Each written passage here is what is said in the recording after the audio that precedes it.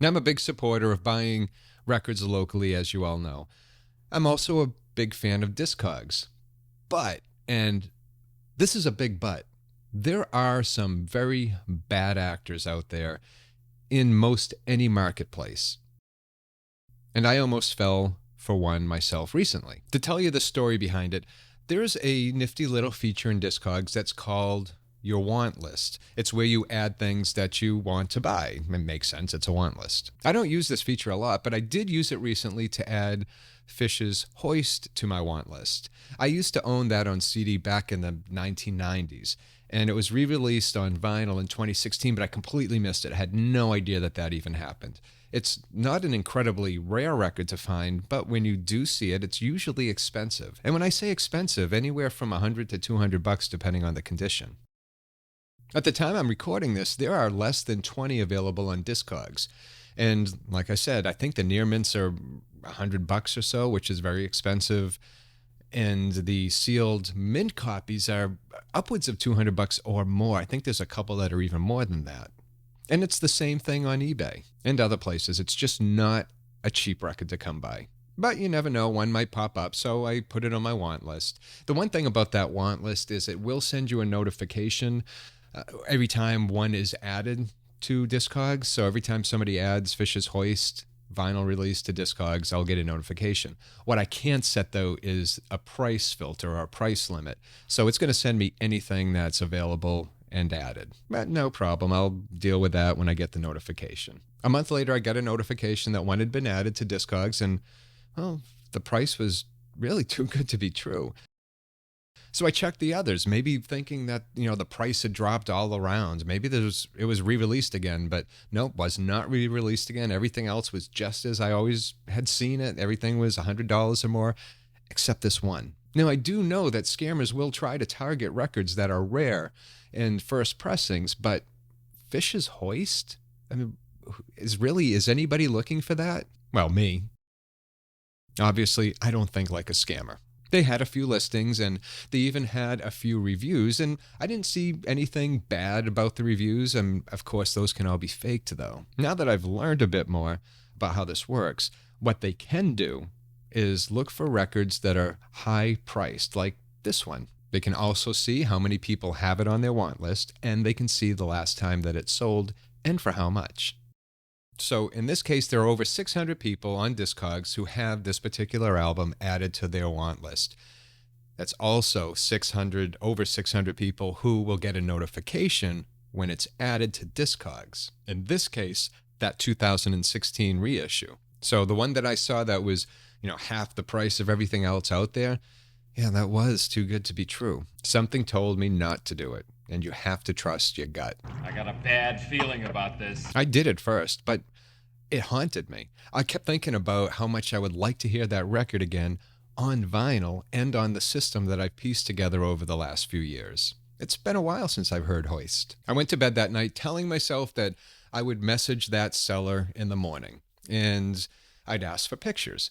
It doesn't mean that I'm still not being scammed. I mean, they could go and find pictures online somewhere else, send them to me, and say that's the record. But at least I'd have a dialogue going, and if I still didn't feel right about it, I didn't have to buy it. So the next day, I clicked on the link that I had saved, and the listing was gone. Not only that, but the seller's entire inventory was gone. Not that they had a lot, but there was nothing left. There was no trace. There's a very good chance that that was a scammer. They got spooked, or maybe they got caught, and they just shut it all down. There are scammers everywhere. Now, I most likely never would have bought that record, but they were preying on my emotions, and that emotion being my desire to have a record that I wanted, and for a very cheap price. And that want might have overridden my typical buying practices when I'm on Discogs. And these are, I almost always only buy from trusted sellers I've dealt with in the past. I only take chances on sellers who have a review of 99% approval rating, or maybe 98% if they have thousands of reviews. And I rarely buy from sellers who have less than 50 reviews or small inventories or are new to Discogs. Now, I'm not saying that being new is necessarily bad. Every single seller on Discogs, even the wonderful ones, were new at one time. I just don't want to take the chance. I'd rather let them build a reputation, and then perhaps I'll buy from them. I have to set guidelines.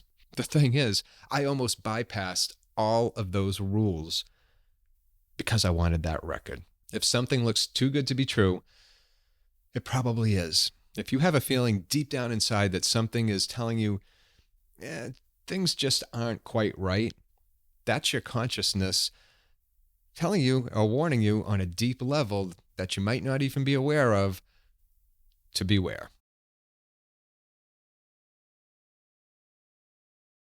So, in those cases, take a deep breath and let your analytical brain take over. Even a seller that looks legit and has a big inventory and a lot of reviews, well, they could have been hacked, which is completely heartbreaking for both the buyer and also the seller whose reputation is ruined. Other than those guidelines I set for myself, there are some other rules to follow when you're buying online. When buying, use PayPal and always use goods and services. This protects both you and the seller. If you use friends and family, you're telling PayPal that you implicitly trust that seller, so you have no recourse if it's a scam. By sending the funds via goods and services, you're at least protected, so if things go downhill and you have been scammed, there's a good chance that you can recoup your money. My wife and I, unfortunately, actually found this out the hard way a few years ago when we purchased something on a scam site that somebody had set up a really cheap Shopify site. We should have known better. It was a Christmas present for someone. We made the purchase only to find out the thing was a scam. Luckily, it was done through goods and services, so PayPal was able to help us get our money back. The bottom line is, be safe out there when you're buying on Discogs, eBay, any other marketplace. Trust your gut. Now I want to hear from everybody else. What advice would you give to somebody buying online, or what type of guidelines do you set for yourself? Just leave a comment below, and you just might save somebody a whole lot of heartache. As always, thank you for watching. And until next time, take care of yourself and enjoy your records.